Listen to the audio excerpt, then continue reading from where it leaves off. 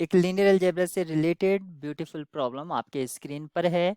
V1 to V9 be the column vectors of a non-zero 9 cross 9 real matrix A1 से AN जो कि सभी real हैं, not all zero, सभी zero नहीं हो सकते हैं, सच दैट वो इस इक्वेशन को सेटिस्फाई करते हैं। यहाँ पर जो सिस्टम डिफाइन किया गया है A X equals to summation has no solution, a unique solution, more than one solution, but finitely many solution, और option D infinitely many solution. इस तरह से ये प्रॉब्लम है और इसको हमें सॉल्व करना है।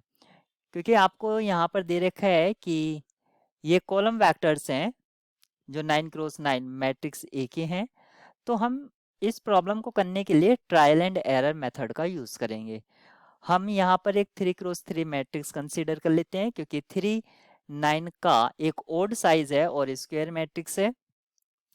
यहाँ पर एक वेक्टर 1 2 3, क्योंकि उसने कहा है नॉट ऑल जीरो, इसका मीनिंग है और सम क्या है, इक्वल्स टू जीरो, यानी कि ये जो कॉलम वेक्टर्स हैं डिपेंडेंट कॉलम वेक्टर्स हैं। डिपेंडेंट करने के लिए हम किसी एक को स्केलर मल्टीपल कर सकते हैं, सभी को कर सकते हैं, एटलीस्ट कम से कम एक को तो करना ही पड़ेगा। तो 2 इसका डबल कर दिया हमने, 4 6 हमने 3 लिए हैं तो तीनों को हम इसका स्केलर मल्टीपल ले लेते हैं, 3 6 और 9। हमने इस वेक्टर को जो v1 है 2 से मल्टीप्लाई कराया, सेकंड वेक्टर आ गया, और 3 से मल्टीप्लाई कराया, थर्ड वेक्टर आ गया। अब ये जो यहाँ से बनता है एक सिस्टम हम बना रहे हैं, A X equals to summation A I V I. यहाँ पर जो ये यूज हुए हैं ये ए आई से डिनोट किए गए हैं, यानी कि A1 A2 A3 इस तरह से। अब करना क्या है कि इनका sum summation V I, A X equals to summation V I, तो यहाँ पर इसका समेशन क्या होगा, इसको मल्टीपल कर दो x1 x2 x3 से, और समेशन क्या हो जाएगा 1 2 3, ये 6 हो जाएगा, 2 4 6 ये 12 हो जाएगा, और यहाँ पर 9 3 ये भी आपका 12 हो जाएगा।